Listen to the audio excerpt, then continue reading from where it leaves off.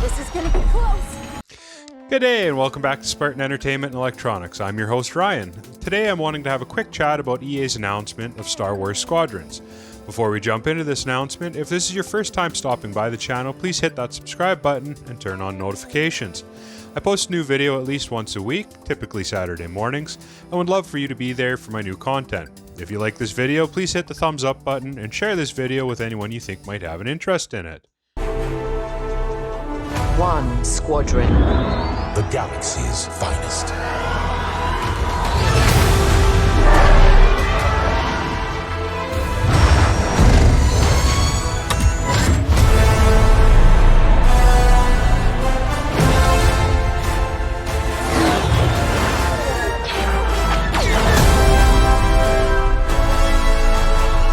Here's what I know so far. It's looking like it's going to be primarily focused on 5 versus 5, player versus player.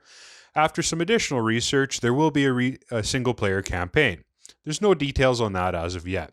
They seem to be focusing on TIE Fighter versus X-Wing, but in the trailer and on the webpage for the game, which I will link in the description, you can also see TIE Interceptors, TIE Reapers, and TIE Bombers on the Imperial side, and on the Rebel side, you can see an A-Wing, Y-Wing, and a U-Wing. There will be a choice of ships, but then the question comes in, unfortunately because this is EA, what will it cost to get access to all of those ships? I hope, as this is appearing to be a full console and PC development, that with a $55 Canadian price tag, that a lesson will have been learned from Battlefront 2 controversy and the success of Fallen Order, and that there will be no microtransactions. My fear, however, is that you get a base unlock, and for more advanced ships or upgrades to that base ship, you will have to shell out more cash. Again, I really hope that EA has learned a lesson and they will go more in the direction of Fallen Order. As this is the same studio that brought us Battlefront 2, and it is EA, I think there is ground to be worried about the monetization model for this game. From what I can see online, they are saying there will be no microtransactions and everything can be earned and unlocked from in-game currency. I would love to play an aerial space combat game with a full campaign, especially if it offers support for a flight stick. Even better, a flight stick with the announced VR compatibility. That would be so amazing and I would love to play this game. I like the idea that they mentioned on the website of evolving battlegrounds and mission briefings, and again, this could be fantastic or an absolute train wreck. I have a lot of hope for it being fantastic, as the campaign for Battlefront 2 from Motive Studios was superb, and Jedi Fallen Order was an immaculate game that proved microtransactions aren't the only way to make money on an EA title. Just releasing a good game has enough value. I think this game will be a real turning point for Motive. If the game does well, we will see more Star Wars titles from this studio, which would be great. However, if the game flops, it could be a long time before we see another Star Wars title come from EA, at least until the player base forgets about the Battlefront 2 controversy.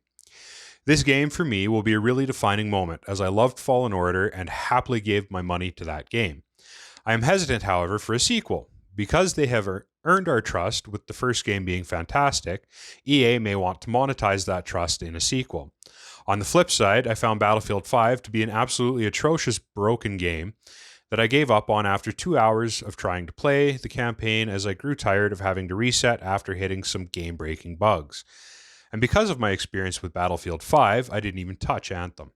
So I am wary of EA right now. They have the potential to put out fantastic games with fleshed out stories and no microtransactions, or they have the potential to release broken games or games plagued with give us all your money mentalities.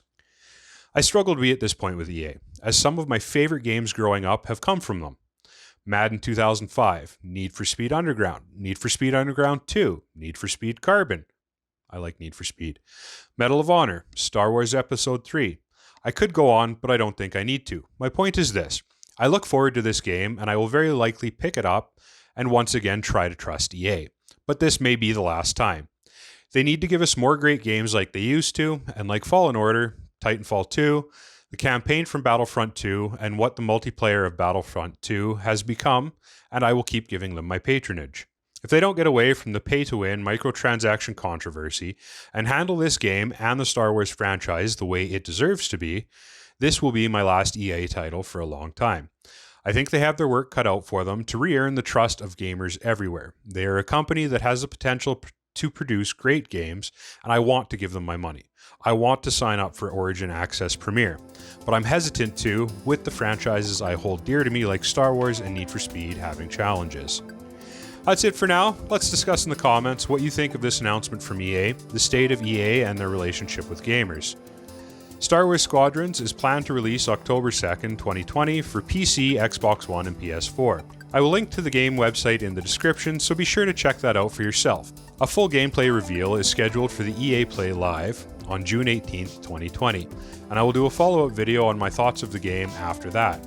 So be sure to subscribe and turn on notifications so you can see that follow-up. Thanks for watching. I'll see you next time.